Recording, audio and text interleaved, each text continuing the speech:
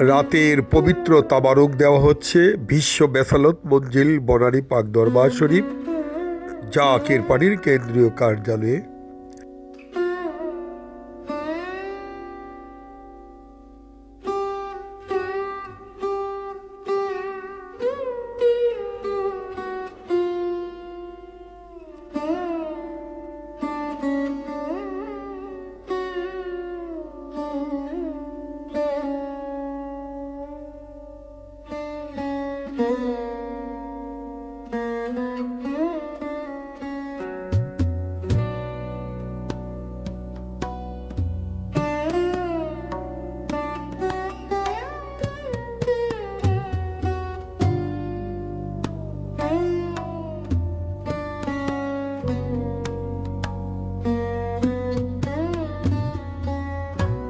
আল্লাহর গজব থেকে যদি বাঁচতে চান, জাকের পানির পতাকা তুলে ঐক্যবদ্ধ হয়ে যান।